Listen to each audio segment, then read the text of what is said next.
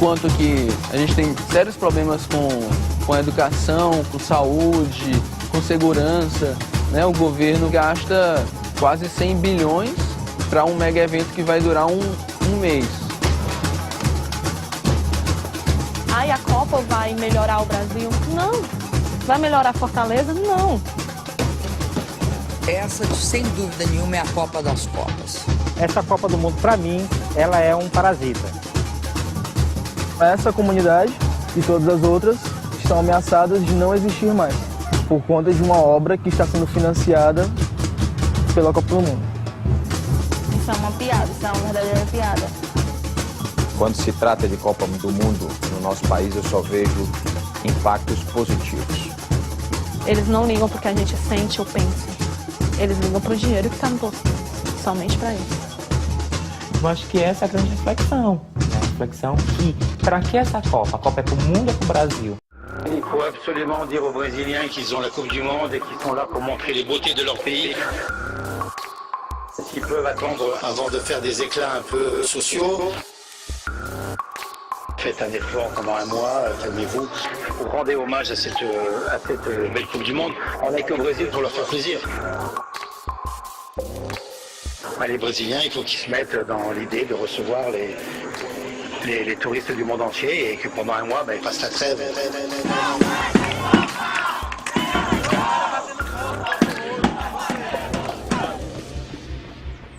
Quando a gente viu, né, as primeiras manifestações em junho, né, que foram criados eventos no Facebook, por exemplo, e aí de repente 50 mil pessoas confirmaram e a gente chega na manifestação e tem 80, 100 mil pessoas manifestando.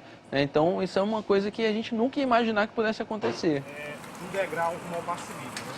Então assim, eu acho que devido à importância, por ter sido uma pauta que meio que iniciou... Você vai ter uma grande parte da juventude, uma juventude precarizada, geralmente a juventude das áreas periféricas da cidade, que vão participar das lutas, né? Então acaba se criando um perfil de pessoas diferenciadas do que a gente já tem normalmente, né? Dentro dos movimentos sociais, ou então dentro da esquerda mais institucionalizada.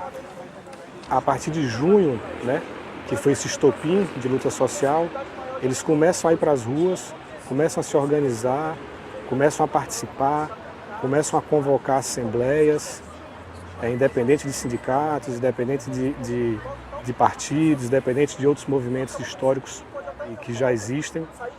Aqui é bem um exemplo desse que a gente está vendo, né?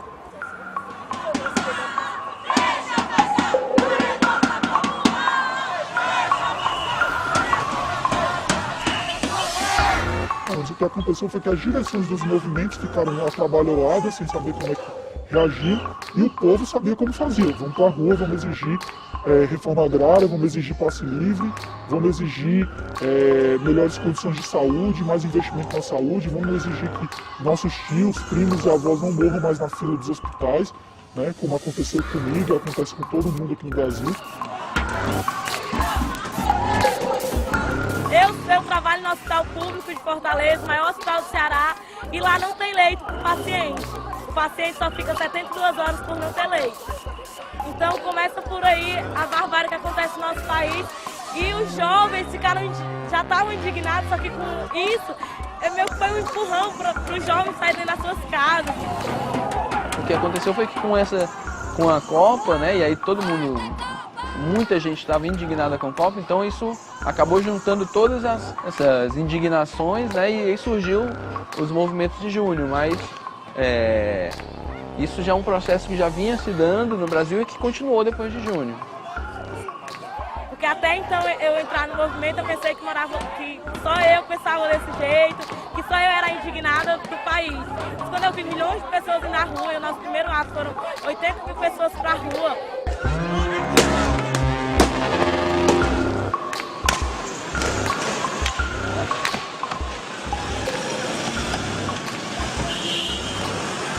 Não estudou, agora virou cachorro do governo! Tá tirando por quê? Por que tá tirando? Mostra a depredação! Mostra a depredação! Cadê a depredação? Nós temos o problema que é o impedimento do livre direito de manifestação. O que nós estamos vendo também é um crescimento do aparato policial, né, já com contratação de mais de 2.000 homens, as chamadas tropas de elite, os treinamentos, né, a utilização de gás lacrimogêneo, de spray de pimenta, de bala de borracha, e agora estão inclusive anunciando um tal de canhão sônico, né, que desorienta as pessoas, elas ficam com náuseas, vomitam e até desmaiam. Manifestações estão na Constituição. Nós temos o direito de nos manifestar, sabe? Se vocês acompanharam, a gente não quebrou um vidro, nós não hostilizamos uma pessoa, nós estávamos com cartaz e entregando panfleto. A polícia não tem treinamento para isso, para eles também é tudo muito novo, eles são meninos que passaram no concurso por falta de oportunidade. Qual é a ordem? A ordem é a seguinte: liberem o trânsito, liberem a beira-mar, os turistas não podem ver isso que está acontecendo. E eles chegam para cumprir essa ordem. Eles acham que a gente vai baixar a cabeça para policial. Nós não vamos baixar a cabeça para policial porque a Constituição brasileira é muito linda. E nela tem dizendo, o primeiro parágrafo do primeiro artigo diz que todo poder emana do povo. E se nós somos o povo, nós temos o poder em nossas mãos.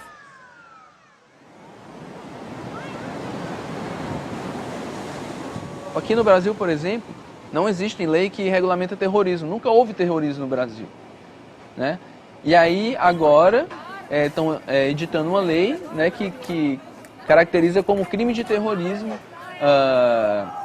qualquer tentativa de impedir a realização dos jogos.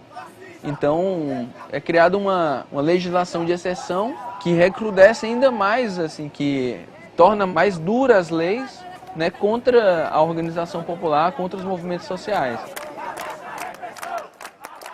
Alguns companheiros nossos já foram perseguidos, né, perderam emprego, ou porque participaram de greves, né, isso acontece com uma certa frequência, né, perderam emprego, tiveram que se mudar, né, ou sofreram perseguição, ligações por telefone, fazendo ameaças, coisas do tipo, e por isso que a gente se protege e toma o máximo de cuidado para não se identificar.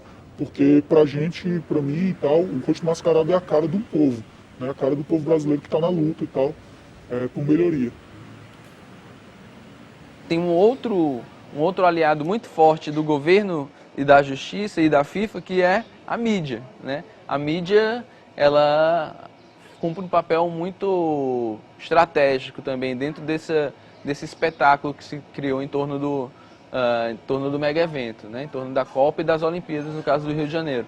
No momento em que as autoridades mostravam como vai funcionar a central de segurança da Copa, um grupo de manifestantes bloqueava o eixo monumental sentido rodoviária.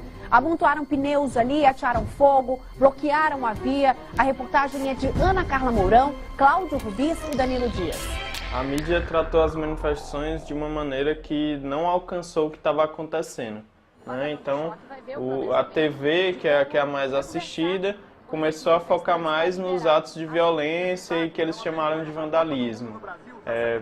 Outros veículos mais politizados começaram a tentar entender que grupos políticos faziam parte das manifestações, os partidos, os movimentos sociais, que grupos estavam. E a mídia alternativa foi a que mais participou de dentro das manifestações. Então, os vídeos que estavam no YouTube, as postagens no Facebook, eram um tipo de cobertura que estava mais por dentro do que estava acontecendo, sem essa responsabilidade de querer dizer o que está acontecendo ou não, mas simplesmente cobrindo. Com um celular, com uma câmera, uma pequena câmera, né, simples, barata, você vai lá, filma, a mídia chega em casa, a gente vê outra coisa completamente diferente do que acabou de ver nas manifestações, e aí a pessoa vai lá e, não é bem assim, posta o seu próprio vídeo, coloca na rede, esse vídeo é visto por milhões de pessoas de uma hora para outra, né? Então, existem coisas que não existia há 10, 20 anos atrás aqui no Brasil. Sobre como a mídia vai se comportar nas manifestações, eu acho que não muda muita coisa, eu acho que muda o nível, né? Então, por exemplo, as TVs vão noticiar as coisas ótimas e maravilhosas que a Copa deveria trazer. Então é muita festa, muito futebol, muita gente feliz e nos estádios comemorando. quando na verdade provavelmente vai ter muita coisa fora do estádio, né? Então a gente vai ter que ter ainda mais criatividade para estar nesses lugares e conseguir cobrir.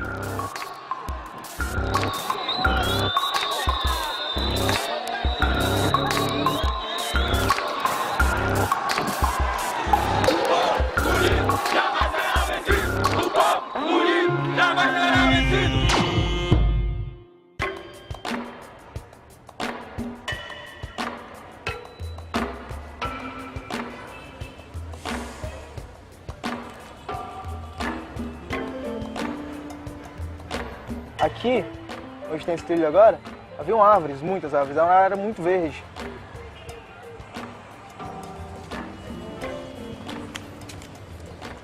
As pessoas tiravam os frutos da árvore, as pessoas aproveitavam a sombra das árvores, faziam festas embaixo das árvores, se encontravam, conversavam, namoravam.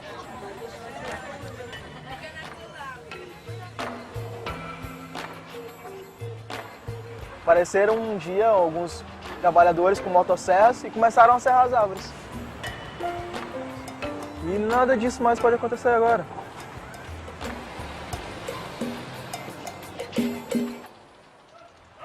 As pessoas, a comunidade começou aqui há uns 70 anos. Os primeiros moradores chegaram aqui. Bom, não havia nada, havia muito mato, muita areia. E as pessoas foram chegando e construindo as suas casas no entorno do trilho. E assim foi em toda a sua extensão.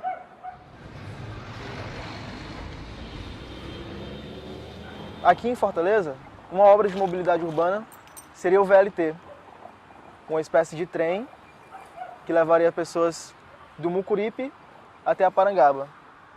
O grande problema é que a construção desse VLT será exatamente em cima dessas comunidades. Então essa comunidade e todas as outras estão ameaçadas de não existir mais, por conta de uma obra que está sendo financiada pela Copa do Mundo. Se diz muito que é uma obra que vai desafogar o trânsito, que vai trazer vai melhorar a questão da mobilidade na cidade, só que na verdade esse VLT ele está passando em cima de uma antiga linha de trem de carga que não foi pensado para resolver o problema da mobilidade. É uma obra que foi acordada tendo em vista a necessidade, né, dos turistas de se deslocarem dos locais do centro, onde se localiza a maioria dos hotéis de luxo, em direção ao Castelão.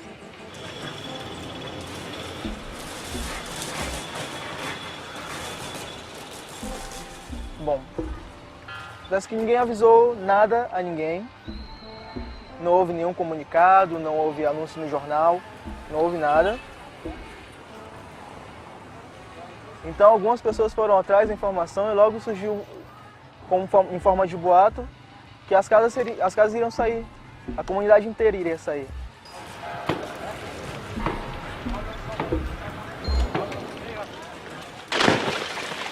Inicialmente, elas marcaram as casas das pessoas simplesmente com um código na porta da casa delas, como estivesse dizendo, marcada para sair.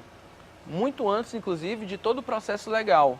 Né? No caso do VLT, antes do processo legal do licenciamento ambiental, né? Antes de iniciar o procedimento legal para a remoção dessas famílias, eles já chegaram marcando, já chegaram impondo que eles vão ter que sair de lá. Então, assim, tem gente que já está há 3 anos nessa situação, né, de incerteza, de insegurança, quanto ao futuro, né, não sabe se vão ter que sair de lá, né, se eles forem ficar, se eles com certeza vão perder uma parte da casa, ou se vai ser a casa completa, para onde eles vão, o que é que vai ser deles.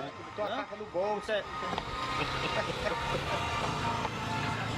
olha aí, tem uma carta aí. Manda as moedas, manda as moedinhas pra nós aí, da Bélgica. Mandou 7. Aí, amigo. Ah, mas tu deu esse susto aí, eu pensei que tinha baixado aqui. Nas áreas particulares, eles estreitam o caminho E quando chega das comunidades, eles levam para 22 metros. Né? Desde que a proposta de remoção, ameaça, ficou clara para as comunidades, algumas pessoas elas se mobilizaram para reclamar, para protestar, para resistir contra essa ameaça. Desde 2009 a gente passou a se encontrar, né? Toda semana, semanalmente, a gente tem um espaço aqui na Capela Nossa Senhora das Graças, aqui na própria comunidade. E daí então a gente começou a provocar reuniões em Ministério Público Federal, a gente provocou audiências públicas, a gente foi para a rua para tentar tornar público essa problemática e tentou sensibilizar a sociedade, porque o que é que a sociedade via, na verdade, era o que a mídia colocava, né? E aí eles foram embora, né? Ela disse, não, porque você não veio na reunião que a gente marcou ano passado, porque você não veio, a gente vai chamar aqui o pessoal do movimento e algumas outras pessoas da comunidade para tratar com a gente, essa questão de negociação da nossa casa. Aí quando falou isso, ele foi embora, né? Não deixou nenhum papel, nenhuma solicitação, não disse como é que ia ser isso, escolher a casa, se eles iam pagar, se não ia.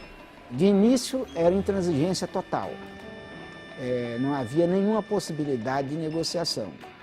Diante dessas determinações, o governo do Estado foi obrigado a negociar, a pensar de modo diferente. Ele não abriu o diálogo, mas imediatamente enviou uma lei à Assembleia Legislativa, prevendo, além do pagamento da indenização, a remoção dessas famílias, mas para um conjunto habitacional cerca de 14 quilômetros das comunidades mais próximas da praia. A indenização por essas casas é muito pequena, visto que essas casas estão numa localização ótima da cidade. E as alternativas as casas que estão oferecendo, os conjuntos habitacionais, eles também não são confiáveis, eles demorarão, se forem construídos, eles demorarão demais. Essas pessoas vão ficar onde?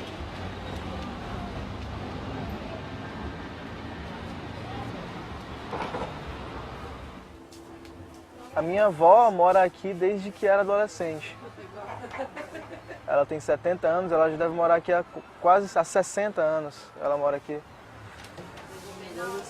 Ofereceram a ela uma proposta muito pequena pela casa dela. Junto com a minha avó moram minhas tias, meu tio, meus primos, as esposas dos meus primos, uma criança recém-nascida, David. Uma casa com todas essas pessoas está recebendo uma proposta muito pequena, uma proposta que não oferece à nossa família uma oportunidade de comprar uma outra casa. Então todas as pessoas vão parar aonde? As pessoas vão morar aonde? O Estado, o governo, ele não responde isso pra gente. O último estudo de mobilidade que foi feito, né, de demanda de mobilidade, foi feito em 1996. De lá para cá, Fortaleza aumentou mais de 1 milhão de habitantes. A gente acredita que, de forma alguma, é uma obra que vem para resolver o problema da mobilidade, né? Muito ao contrário, é uma obra que o que a gente tem percebido é que, na verdade, essa obra está vindo para aprofundar ainda mais o problema da segregação, né, social na cidade. Então, é uma obra que, na verdade, privilegiar a especulação imobiliária, valorizar aquelas áreas, retirando aquelas comunidades carentes dali, né, e colocando-as lá no extremo sul da cidade, que é num lugar que já fica na fronteira com outro município daqui, né? Então, em alguns casos, mais de 20 quilômetros de distância do local de origem. A Copa do Mundo, né, que é um evento de menos de um mês, com 6 jogos aqui na cidade, ela está sendo utilizada, tá certo, como um pretexto ainda maior para acentuar essa divisão, essa exclusão, essa injustiça social e ambiental. Tá? Essas obras, elas estão num processo, que eu diria, de acentuação dessa injustiça, ou do que alguns chamam de higienização social, ou um termo mais correto, que é gentrificação. Ou seja, não tem que terminar em tal prazo, porque isso faz parte, tá certo, do acordo que foi feito com a FIFA, né? Então isso aí passa a ser o pretexto, como você usou essa expressão, a justificativa para que essas obras sejam feitas em total desrespeito tanto à natureza como aos direitos humanos.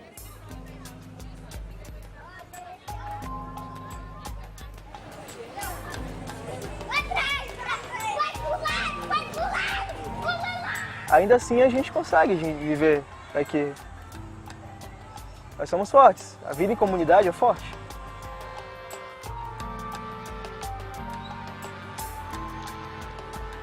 Da mesma forma que todos se ajudam, todos também sofrem, todos acabam sofrendo também.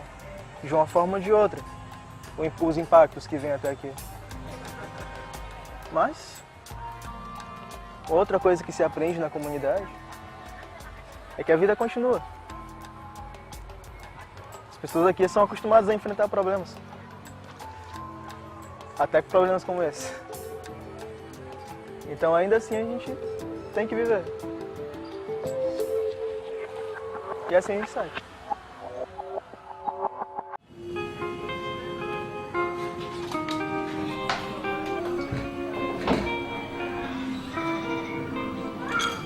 Comecei numa família muito humilde, né, na periferia,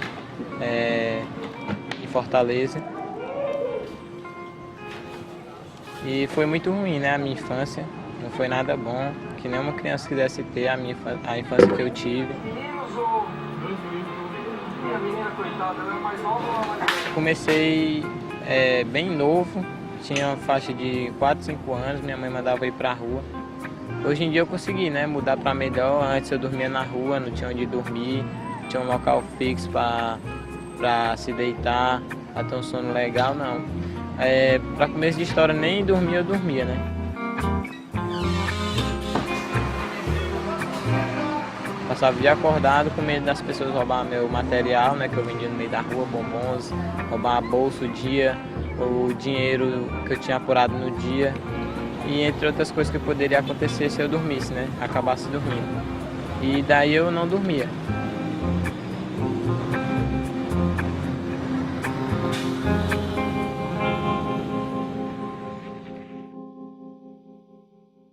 Em Fortaleza, especificamente, essas crianças são não diferentes de outros grandes centros brasileiros.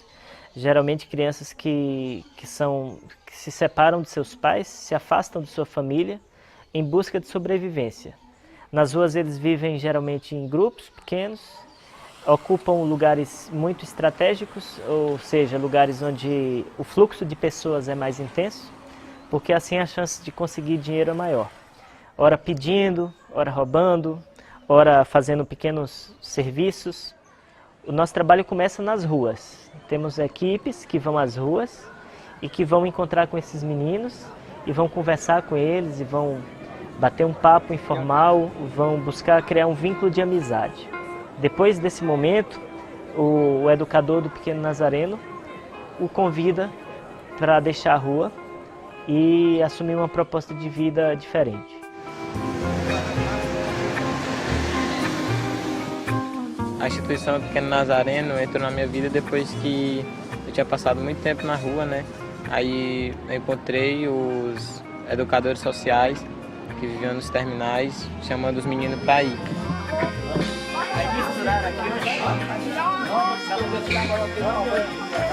Queria dizer que lá é muito bom também, ajudou muito a eu crescer na vida também, ajudou o meu primeiro emprego, vamos se dizer em tudo, né?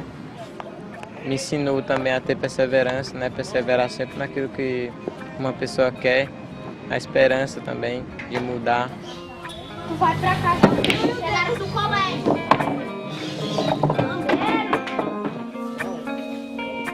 Quando eu penso nos meninos, a cena mais forte que me vem à cabeça é quando eu vejo eles procurando comida no lixo, ou quando eles estão dormindo cobertos com papelão.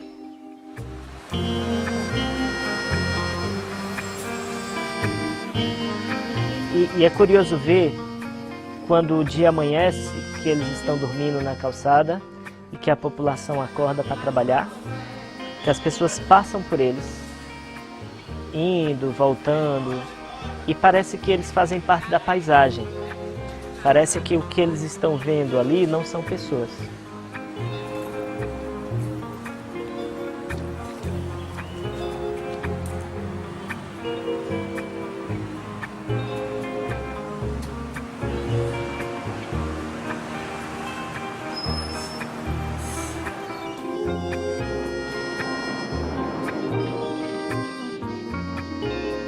Isso é chocante para mim, porque como podemos chegar a esse grau de insensibilidade? Não são urubu, rato, barata, não são bichos que encontramos na lixeira. São pessoas, igual poderia ser o seu filho, o meu filho. Me perguntei um pouco, poxa, que mundo é esse que a gente está vivendo, onde isso acontece e ninguém toma providência nenhuma. Copa do Mundo que vai ter aqui no Brasil, vamos dizer que não vai ajudar em nada na situação dos meninos que moram na rua, né? Eles já se sentem as últimas pessoas da sociedade, né? Já se sentem um lixo. E com esse impacto que vai ter da Copa do Mundo, é muito difícil de se imaginar o que eles vão sentir, os sentimentos, a reação que eles vão tomar, né, durante essa situação. Os grandes eventos que o Brasil recebe, especialmente a Copa, porque é um evento enorme, né, e de grande visibilidade internacional, são recebidos com muita maquiagem, né, social. Significa, o Brasil não quer que as pessoas vejam o seu cotidiano de pobreza e violência, quer mostrar uma cidade diferente da que existe. E nesses momentos é muito comum o acionamento da polícia para fazer uma espécie de limpeza desses lugares, ou seja, onde dormem crianças na rua, onde dormem adultos, onde estão pessoas pedindo esmola. A polícia vem e afasta essas pessoas desses lugares, com repressão violenta, às vezes com prisões, para que essas pessoas se assustem e não voltem para lá. Isso impacta em nosso trabalho de diversas maneiras. A principal é que, com medo da polícia, com medo do que eles venham a encontrar, essas crianças e adolescentes correm para a periferia, correm para as áreas das favelas. E lá existe o traficante, que está de braços abertos para recebê-los e treiná-los para o tráfico. Por outro lado, a própria agressão policial e do Estado faz com que esse adolescente se torne um pouco incomodado com a presença de uma organização. Então, se antes o nosso educador conseguia chegar até ele, sentar com ele no chão, bater um papo e conversar, agora a presença desse educador é hostil para ele, porque ele liga essa presença à presença do Estado, de alguém, de uma organização estruturada, que pode levá-lo para a polícia ou coisa do tipo.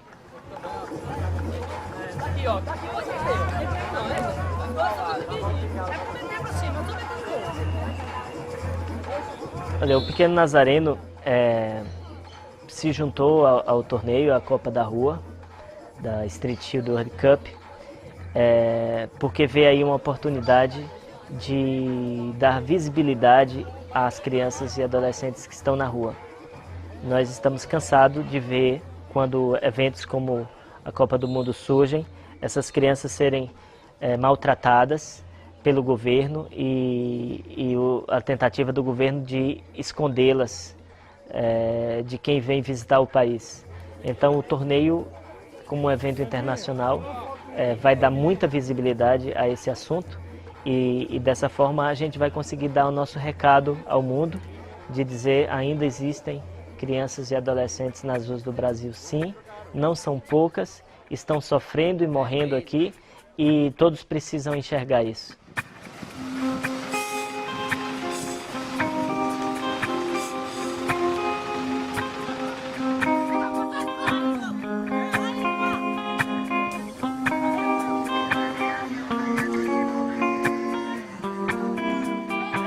O futebol pode-se dizer que 30%, 40% da minha rotina de vida, né, que eu tive.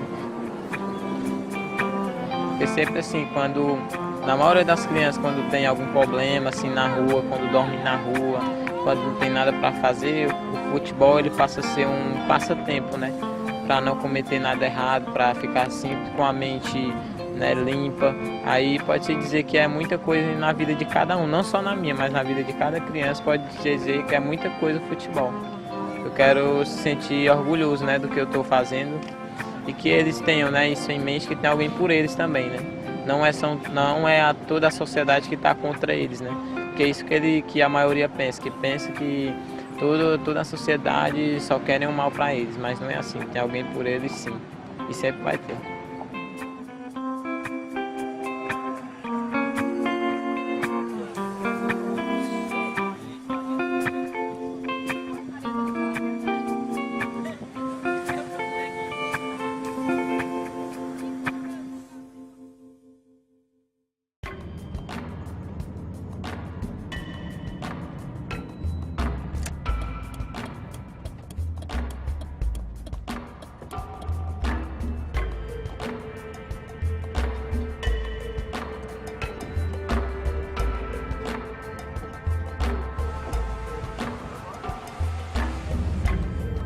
Sinceramente, eu fico surpreso quando algumas pessoas querem colar essa imagem de turismo sexual.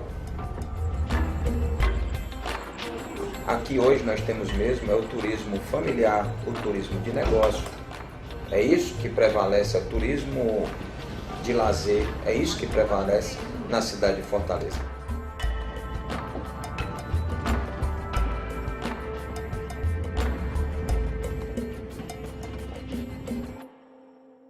Meu nome é Mariana, tenho 16 anos, concluí ensino médio agora, sou prostituta e pretendo fazer uma faculdade de medicina. Eu sou Giovana, eu tenho 17 anos, terminei meus estudos, tenho o ensino médio completo, sou prostituta, incrivelmente eu comecei com 13 e pretendo com isso fazer minha faculdade de enfermagem.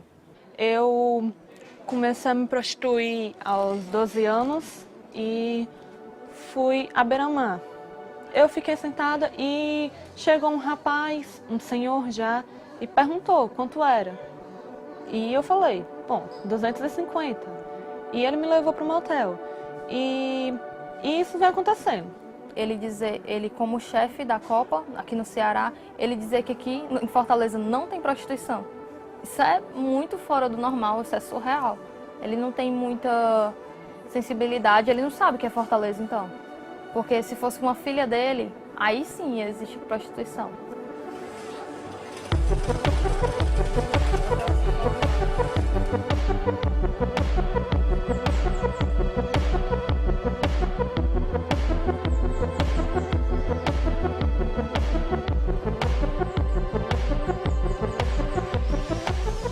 Fortaleza é uma cidade turística, é uma cidade próxima à Europa, é interessante colocar isso, né? Por não ser uma das capitais que tem sol e que tem praia e que não é tão cara, a gente também tem esse mercado, né? É importante colocar isso. Que Fortaleza tem um grande mercado de prostituição. É importante colocar que não é difícil você encontrar prostituição em Fortaleza.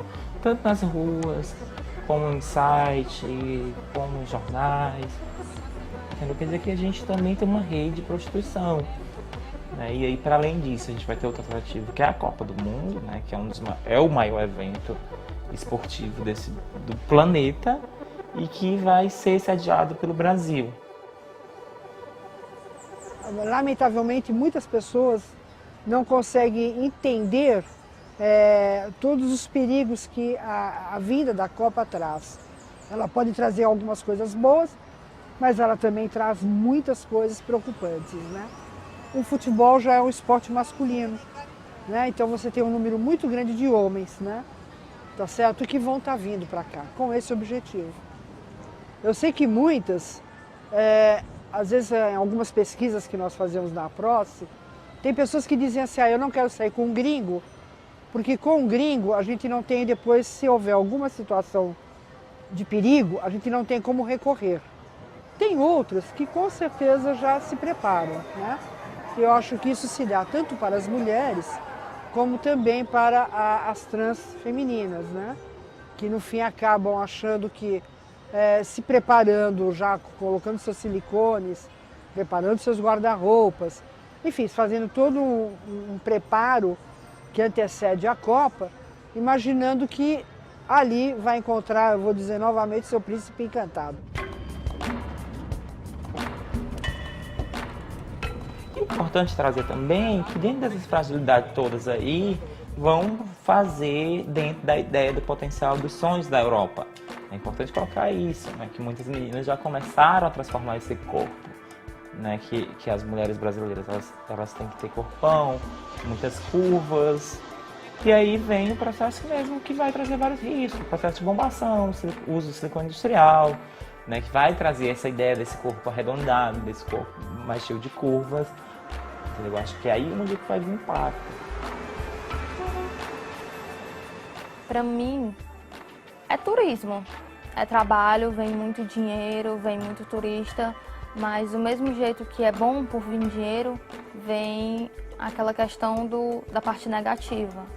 Vem pessoas que preferem não pagar, vem pessoas que estão dispostas a tudo, tem outras que até matar estão dispostas, então é bem perigoso.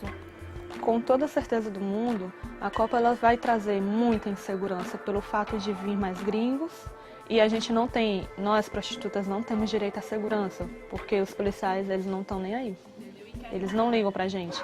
E eu por mim mesma, eu não fico, nem dando R$1 milhão eu fico com o policial, pelo fato de eu ter esse trauma, de eu ter crescido, ter visto isso tudo. Entendeu? Policial falando e você ter que calar a boca mesmo você estando certo.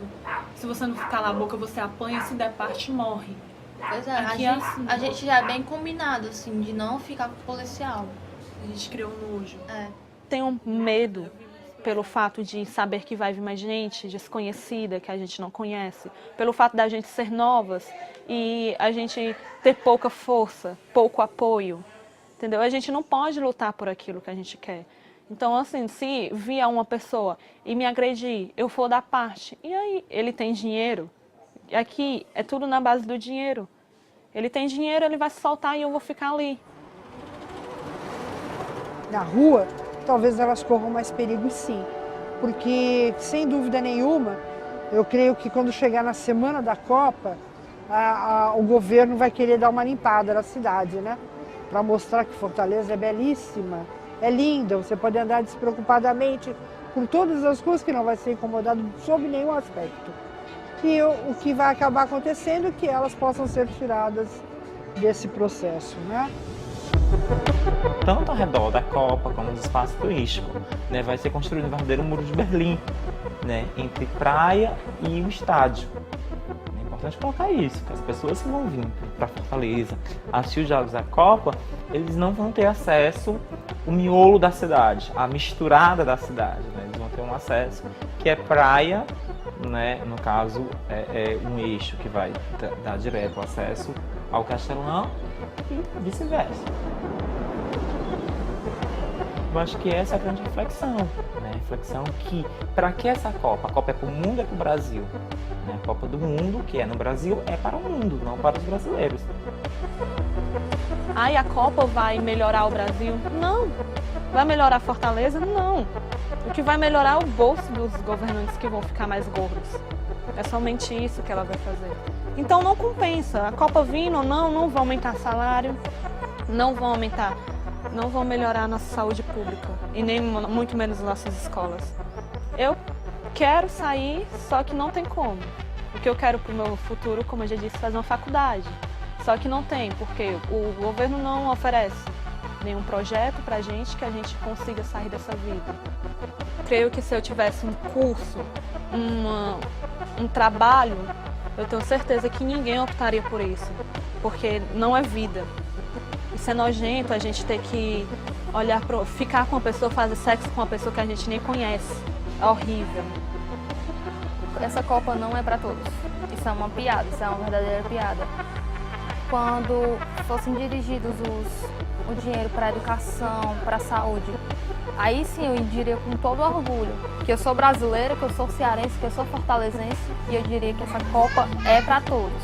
Só que não é. Só que não é.